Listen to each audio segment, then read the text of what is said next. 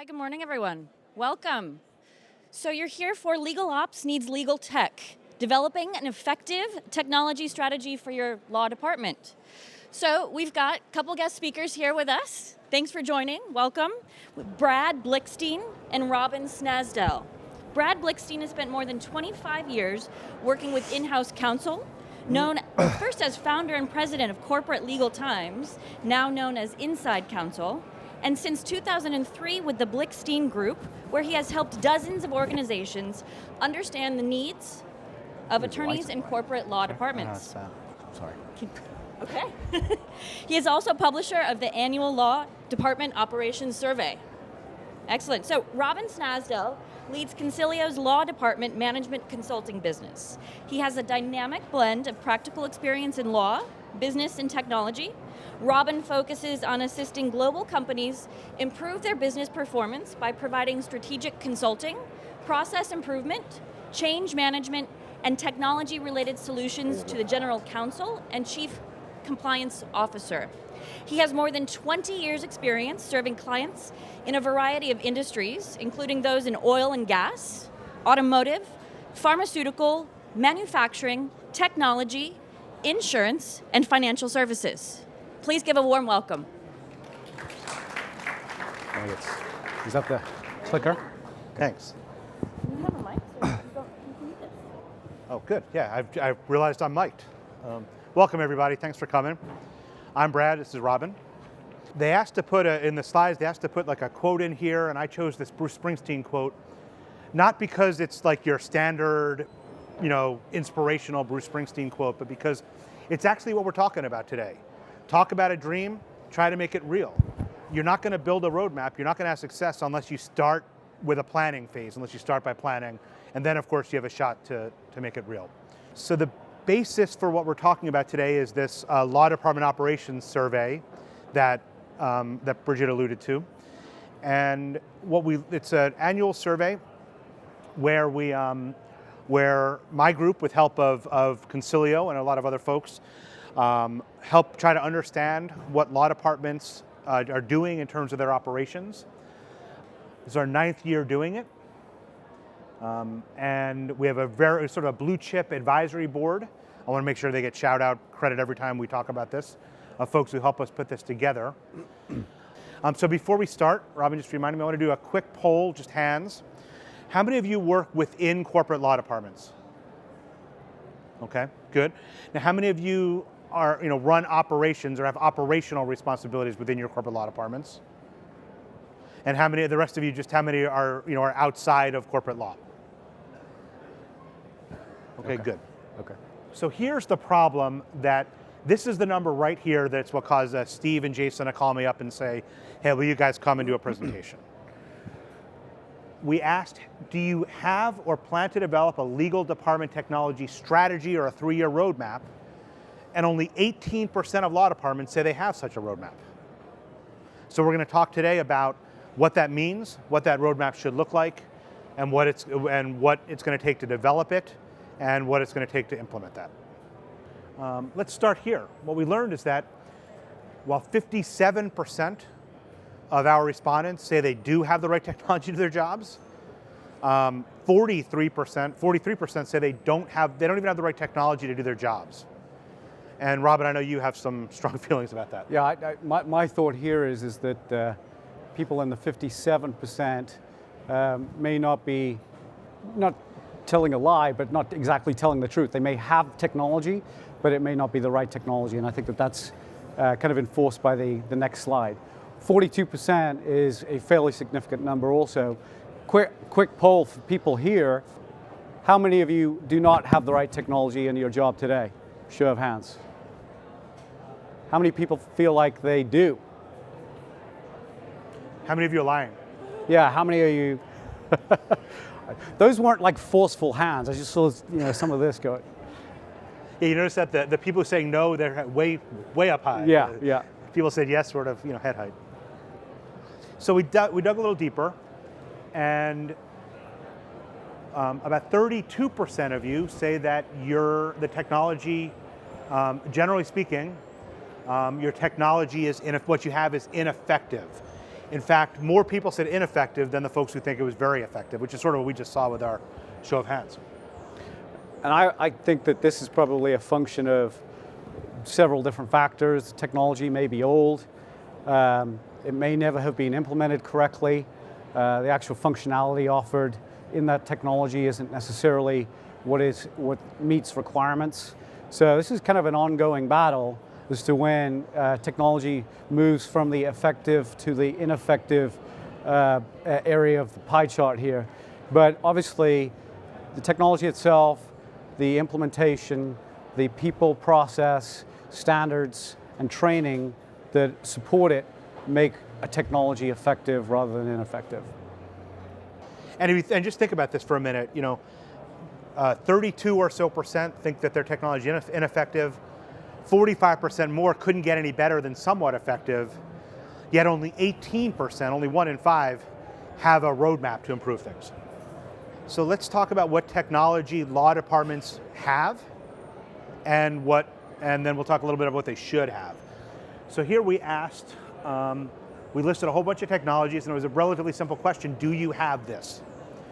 And you can see here 58% of them have dashboards, 74% have board management tools. Matter management did very well at 78%, and about 70% have contract management in some form. And I was a little bit surprised about the 70% mark in the way that the respondents answered this question, because what we see is, in a number of different companies, an enterprise contract management solution sort of being forced on legal, which is often not necessarily the most optimal solution for legal. So 70% saying that they have contract management. My guess is that a vast majority of those respondents say that they have contract management because they have an enterprise tool that IT is making them use. I guess this would be a good time to quick poll of the audience. Does everybody here have Apttus? Let's do it this way. Hold on. Yeah. Does anyone not have Apttus? Couple. Okay. You got your sales guys in the room, you're taking notes? Yeah, there you go. Obviously, contract management as is significant to the enterprise as a whole, but legal is often overlooked as an important stakeholder in the contract management selection process. So that's kind of what we find. We find a lot of frustrated legal departments with being told that they must use a certain tool that has really very little benefit for legal. This, before we dig in a little deeper on contract management, it's probably a good time to pause, and we've covered a lot very quickly already. Anyone have any questions? Anyone confused about any of this? Wanted to ask something? We'll pause a few times, or just feel free to interrupt us. But does anyone have anything want to ask about yet? Yeah. The question is, do you have? The idea is that that if that's what people have, maybe that's what you should have. Anyone else? Here's another quick poll for the audience. Who here is using document management as a contract management tool? Is that something that's happening? Or even matter management as a contract management tool? So a lot of our clients, or not a lot of clients, but often we see legal departments, rather than use the enterprise contract management tool because it's so ineffective, they resort to basically using a document management tool or a matter management tool in order to primarily provide repository type functionality. And so they may answer this question by saying, yeah, we have contract management because it's in NetDocuments or it's in iManage or something like that. And if that's something that... Or in Team Connect. Or in Team Connect, yeah. Okay, good. You don't consider that, you consider this best practice, right? Not that? I would consider an enterprise or a CLM tool that is specific to legal as a best practice. Right. And one of the things, legal is often not involved with requirements gathering. If it is done at the enterprise level, encourage all of you legal folks, to get involved, because those requirements will eventually help form, the selection of a tool, and you'll be able to get more out of it, more maximize value from it. And in fact, what we see is that contract management. So we asked, how effective are each of these areas of legal technology? Okay, the gray bar is 2015 results. The green bar is 2016 results. We didn't ask all the questions in 2015. That's why you don't see some bars. But what's really interesting is that both years, contract management came in last. It's not way behind everything else. And in fact, it's really interesting for another discussion that all of these numbers are so similar. They're all between 6 and 8 just about. But the least effective technology in the law department, from what we tested both years, contract management. So again, this kind of goes back to the problem, which is using the wrong tool for legal. And it doesn't surprise me. Informal poll, would you agree with this number that your contract management tool as it exists today is approximately 60% of what it should be? Got one over there, couple. All right, so how many of you people feel like it's more effective than that you would give it a number higher than, say, 6 or 7? Uh-oh. So how many people think it's not that effective and would give it a number lower than, say, 6? One person. How many of you people fit into that don't know category that we didn't put here? There we go. Got one honest person in the back. Good, okay. So this sort of goes back to our original statement, our original Springsteen quote. Talk about a dream, try to make it real, right? So what we see is that I believe, and Robin, maybe you have a different number, that you got to look at everything at least every 3 years. I mean, technology's changing, and I know it's hard, but technology's changing so fast, and the law department needs are changing so fast, you just can't go too long without taking a look. So we asked, how many of you are evaluating each of these pieces of technology right now? The gray bar is they plan to update, evaluate, or implement. That's a pretty wide swath in the next year. Most, in all cases, are not planning on doing anything in the next year, and then there's sort of a surprising number of people who don't know. Robin, what do you think? I think that the wave of new technology that's sort of hit the marketplace in the last 5 to 7 years I would recommend that not only is a plan developed, but it's also revisited on a yearly basis, because there are a number of different tools that hit the market. If you were to sort of do a plan 5 years ago, let's say, I didn't even think that Apttus would be anywhere close to anyone's decision making. So obviously, in 5 years, Apttus has come so very far and is a dominant player in the contract management space. But that has only happened in the last few years. So in all of these different categories, there are new technologies that are sort of filling the gap. And if you can look at that on a yearly basis, now obviously every time you implement technology, it requires effort, it requires resources, it requires justification. And so that is all needs to be evaluated in terms of the utility of moving forward with a new technology. But at some point along the line, you'll reach a tipping point where the functionality in a new application will sort of outweigh the utility of the old, and you'll be pressing to move forward. But this is something that we recommend our clients to go through. And part of it, don't forget, is the the rise of data and tools that can analyze data, right? I mean, I did a report a few years ago for an e-billing provider, an ROI report. And what we learned is that most of the ROI, almost all of the ROI that companies were finding was from either just the process of approving bills easier and the ability to get their outside counsel guidelines enforced, right? They almost all had guidelines that were on paper, but in a paper billing world, there was no way to actually make sure that those were getting enforced. It was just too hard in a manual process. Very very little ROI was coming from any of the data that was being collected within those tools. Folks were not using it for choosing more cost-effective outside counsel or for avoiding litigation or any of the things that that data can be used for. And that's changed a lot. Like, you could probably not get away with buying any discovery tool right now without that being part of your justification. It's the same in contract management, right? Just a few years ago, we were talking about mostly process, right? Like how do we find all our contracts? How do we keep track of everything?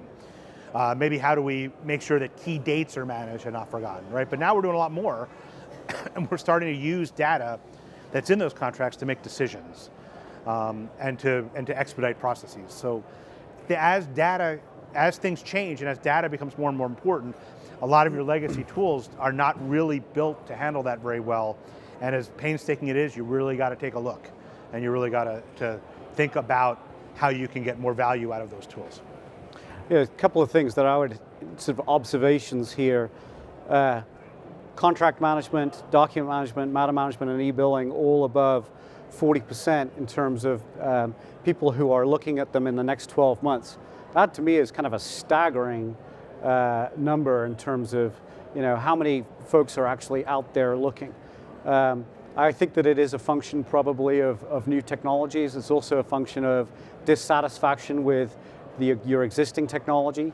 So that's kind of one observation here. The other thing that I would say is there are probably technology tools on here, not on here, that maybe next year or the year after probably will be and will almost be ubiquitous. And I'm thinking of artificial intelligence. There's a ton of stuff going on in legal with artificial intelligence. We're seeing expert systems being developed by our clients. And I know that Apttus has, I think it's Alex, Max. Sorry, Max, thank you. The CPQ artificial intelligence. So I expect to see that sort of invading the legal space in more and more. Certainly in e-discovery, you could argue that predictive coding and things like that is along the lines of artificial intelligence. But the more and more technology can help deliver legal expertise to the organization is a kind of a big trend and driver that's happening in the marketplace. So I wouldn't be surprised if we added that in the next survey or the one after that. Is there anything else that you're surprised is not on this list? The only other technology that I think is in formulation right now is legal service request, which is more about matter intake at the very beginning of a matter coming into the legal department. This obviously in contract management space is contract request, but broader than that, advice and counsel, all of those types of things.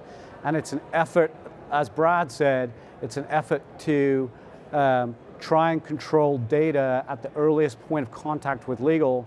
So if you have insight and transparency into what those requests are as they come in, you can triage them, you can outsource them, you can develop self-help tools for them, those types of things. So that's another area that I would expect to see in the next couple of years. E-signature, yeah. So I'm going to pat myself on the back and Robin on the back for how good a job we've done sitting in our ivory tower determining what technology a law department should have in the, I don't know, some fake imaginary world that we get to live in, right? So let me ask you guys a question. How many of you have unlimited budgets for technology in your law departments? Seriously? All right, we got one guy. You can. Who is that guy? Let's go. Yeah, well, I don't know what I'm doing up here. You got to come up here. So for the rest of you, there's budget issues, right? You gotta find money to do these things. Now there's some good news here. 84% of our respondents said that their law department operations budgets include a line for technology, so you have some control here. On the other hand, we asked folks to list their top challenges across the board, and finding resources and obtaining funding or resources is very high on everyone's problem list, right? This is that of all the problems they could be facing in the law department, tied for number 3 is obtaining funding. for stuff they want to do. You some thoughts before we talk about how? It doesn't surprise me at all. Legal is a cost center when it, or is perceived as a cost center. So obtaining funds, especially funds that show, efficiency gains as opposed to cost reduction gains, can be very, very challenging. So in addition to that, I think that legal departments generally operate suboptimally in terms of taking on more work than they should. So people are, they have day jobs. Those day jobs are immersive, and it's difficult to kind of break away and do the things that you need to do in order to justify budgets, justify new technology, keep your eye on the ball, as it were, in terms of these new types of projects. So that doesn't surprise me at all, and it seems like the more the legal department can position themselves as a value center within the organization, the better or the easier these types of justifications become. But most legal departments are not in that position. So let's talk a little bit about some of the ways to overcome some of these budgetary objectives. Number one, don't let the technology tail wag the dog. You see this a lot, right? This technology does this really cool thing, it'd be so helpful to us, but start by figuring out what you need done and start looking for the technology that does it. And when you do that, don't get distracted, right? These technology salespeople come in and they try to help you figure out, they're selling you their technology, and they do a good job, and their technology will help you. But what often happens is then what the law department says is, well, that technology looks really good, that can really help us, let's figure out where to put that in. Let's figure out how to use that technology, instead of starting more strategically and saying, okay, what are the biggest problems facing the law department that can get solved with technology? And then let's go figure out which technology we have or can find that can help us there. Right, so the salespeople, they're just doing their job. I'm not trying to criticize them, but they're not taking a holistic view of your law department. They're at best taking a holistic view of what their tools can help you with. And you need to take a bigger picture. Think strategically, right? You can't solve every problem. Focus on two things, the most important ones, and what I mean by that is the ones where your boss feels pain, and the ones that can be solved without too much investment. If there are problems that, if there's a problem that you can solve with a little bit of advice from Apttus or integration of something that you already own, that's some low-hanging fruit. Go solve that one, even if it's not your biggest problem, because you build currency to solve bigger problems when you can solve small to medium-sized problems easily. And finally, and I'm going to let Robin talk about this mostly, look for ROI opportunities. You're a cost center, but that doesn't mean there's no ROI in bringing in tools. And the better you can enunciate that, the more likely you are going to be to get the budget you need. Yeah, and a couple of different things here. Think strategically. A big trend in the legal industry right now is essentially for legal departments to think about what legal questions are being answered by their highly paid lawyers, and is that work that they're doing effectively done?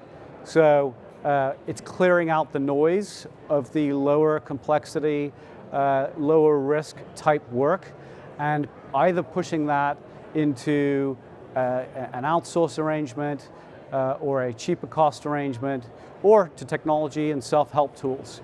So that's kind of a big trend in the legal department or in legal service delivery model right now. So thinking strategically is critical to that. You got to sit down and think about, okay, how are we going to handle our NDAs, as an example, sort of low complexity, high volume type activities that can tie people up, for days, looking for them, negotiating them, etc. All of that should be outsourced either back to the client or through some type of self-help tools. So, taking the time to think strategically about it, making sure that the right people are in the room, the right stakeholders, which should include not only legal, your IT support, finance, anybody else who is part of the overall process, should be part of that the strategic thinking. Which goes to my next point on ROI. A lot of legal departments have difficulty justifying, the ROI around contract management tools, and typically it's because the enterprise, has either has something in place, or they're confusing with what they have in place can actually serve as a contract management tool. So, with Apttus, one of the key benefits or key value adds of Apttus is, what it does with CPQ, what it does with the sales organization, and if legal can create that wave within the enterprise, get their sales and sales operations folks involved and help drive revenue, that is a wave essentially that legal can ride in order to justify a new contract management tool. So it's thinking strategically, tying it to the business, tying it to the legal service delivery model, and also utilizing other functions within the enterprise in order to justify or to help your cause. So no matter how good a job you do at getting the resources you need to buy new technology, it's not worth anything unless you adopt it, unless your users use it, unless your people use it. Robin, you're one of the world's leading experts on implementing technology. Why don't you run with this for a while? Well, obviously change management is a big part of any type of technology implementation. It starts with a top-down approach. It also starts with a bottoms-up or a grassroots approach, or it should. Users need to be involved. They need to be bought in. Naysayers probably need to be identified early and addressed. The messaging and the marketing of new technology is critical to the implementation, and ultimately the potential of that technology that you're implementing is not a function of the technology on its own, ever. More so, it's the data and the data quality, which requires good process, standardization, good training in place, and people, in order to make sure that the data going in there is of high quality and it's reliable. That's the only way you're going to be able to maximize the value of the technology.